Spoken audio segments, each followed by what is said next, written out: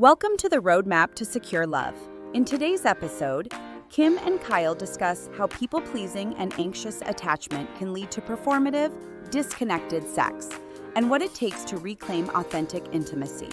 Let's dive in. If you have an anxious attachment, you might use strategies such as people-pleasing, right? You learn that, oh, if I just please the people around me, then that might keep them around. It might show them that I'm valuable or worthwhile.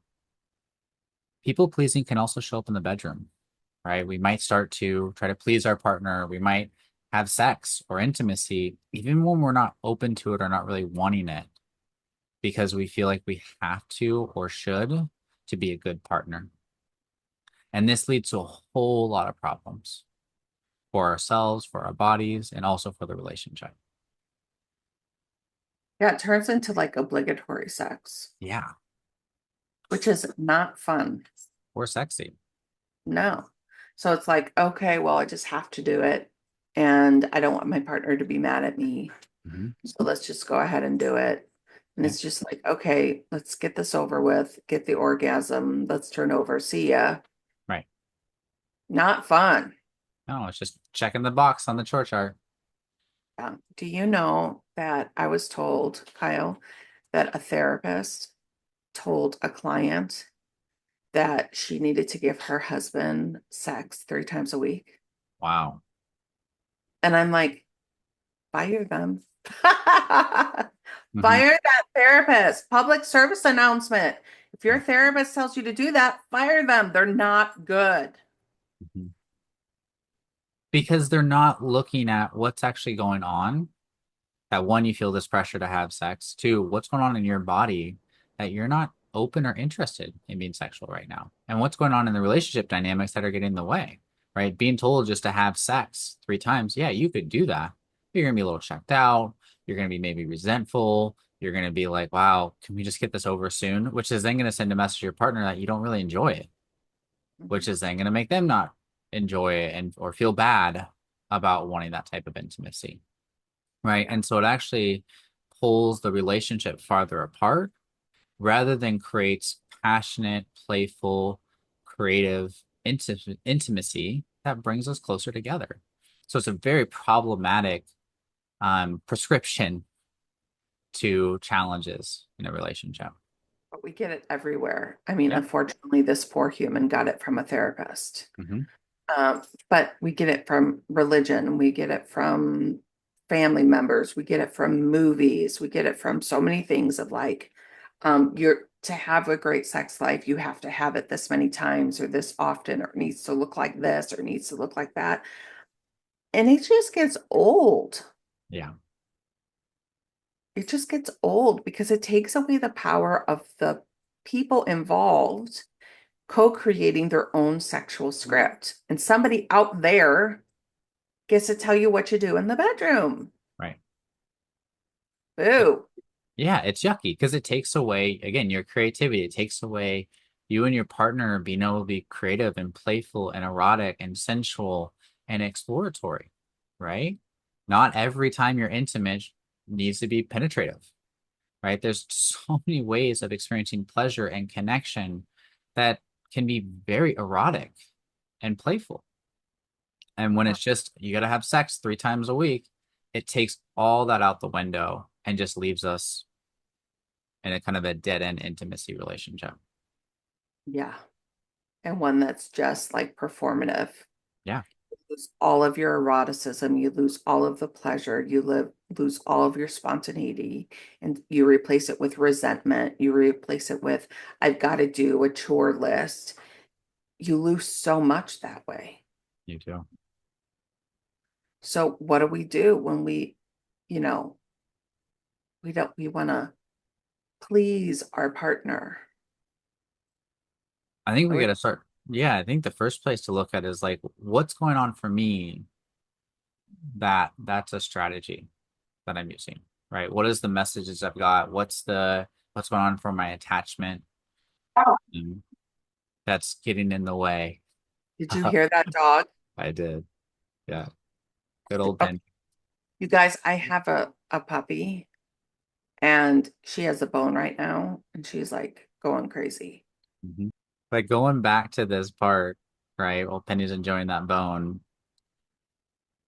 It's really going on what's going on for me that I end up losing my sense of self, right? Because that's kind of what's come up. It might be religious messages, it might be family messages, cultural messages. We might have had personal experiences where we're told that, oh, this is what you have to do, like that therapist.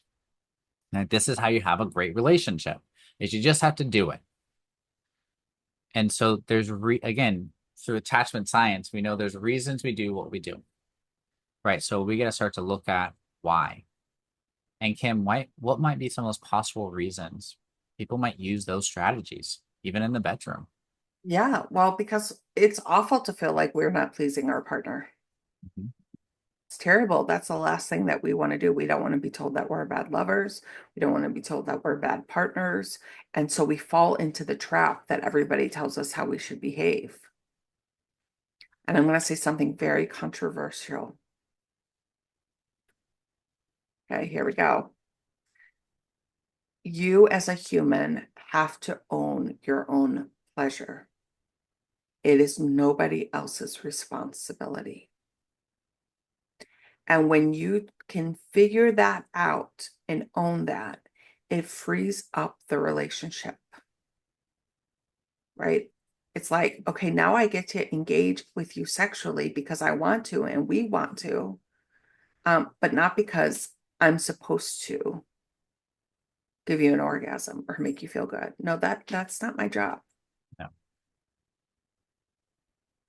I think this is such a paradigm shift for some people, right? Because there is these narratives, oh, I got to be a good lover, my partner has to have this experience, right? Or they have to have the orgasm, or they have to do this. But the problem is that makes us very other focused and less about the sensations and what's going on in our body and our own pleasure, and being able to coach our partner or talk with them about what is actually more connecting, more pleasurable, more enjoyable for us, so that the partners can co-create a very erotic and playful relationship. Absolutely. So we got to talk. We got to first own our own pleasure and be like, I need to get to know my own body. Then I've got to talk with my partner and be like, what is it look like for us to join together? What's pleasurable for us both? And then we've got to, and maybe even before that, we've got to unwind all the things that we've learned. And to be like, I don't want some strange person who talked to me about sex when I was in high school tell me about what it's supposed to be like. I want to figure it out with the person I'm with. Yeah, I love Dr. Emily Nagoski's and Come As You Are. She talks about, right, this garden, right? And she uses metaphor, we get all these messages, we get these kind of weeds put in our garden. And that ends up kind of taking up a lot of space in our garden where we don't plant what we want, right? You're Right. not planting the tomatoes, you're not planting flowers, you're not doing these other things. And so what she talks about is how do you look at some of these scripts that you've gotten about, how sex should be when you're in middle school, high school, college, through porn, through all these other, magazines or websites or Reddit about how you should be, and how is that shaping how you're showing up, right? And if it's not something that is helping you create that relationship, you need to pull it out and plant something that's going to help you create a playful erotic relationship. Absolutely. 100%. So we've got to let go of kind of the weight and the garbage. I call it garbage that we've been taught. Yeah. And we've got to sit down with our partner and be like, what feels good to us? And let's get creative. And for the people pleaser, we've got to be like, okay, it's not my responsibility to own their pleasure. It's the responsibility to own my own. Right. And it's okay for me to live authentically. It's okay for me to say no sexually. It's okay for me to say the soft no that we talked about last week. And when we can talk like that with our partner and be truly authentic, let go of the pressure, co-create a sexual script. I promise you, Kyle promises you, you will have the best sex you've ever had. Absolutely, 100%. Because you are taking in and that responsibility for your pleasure, your partner's doing the same, and you're co-creating it from a place of security, safety. So that way it can be fun.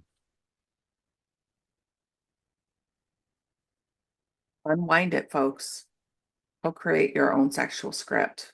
So if you find yourself in this place where you keep people pleasing, right, your partner, where you're just trying to please them and you find yourself in obligatory sexual interactions, stop, right? It's actually getting in the way of having great sex and having a good relationship too. It's important to look at why that has come up as a strategy for you. What are those messages you got culturally, family, from your sixth grade sex ed teacher, whoever that was, so that you can decide what is actually helpful in your relationship and for your own body around sex. And this is the work we do individually or with our couple clients is we help them define sex when Kim and I work with them, right? And that helps them then define powerful scripts for them to create an erotic and playful relationship. And so you got to look at kind of what's going on for you, start to work on that, own your own pleasure, and then be able to work with your partner as they own their pleasure to co-create this really playful, erotic relationship. And that takes people pleasing, it throws it out the window, and it creates a lot more space for you and your partner to just be together without all that pressure or all that sense of you have to be a certain way for the relationship to go well. Today's episode was packed with powerful insights. Here are your key takeaways. 1. Stop performative sex. 2. Own your pleasure. 3. Challenge harmful scripts. 4. Co-create intimacy and heal anxious patterns.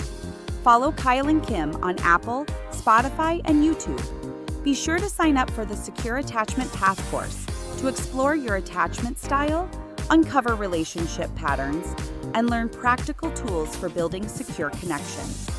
Link to the course can be found in the show notes and on our website. Until next time, stay connected and love fully.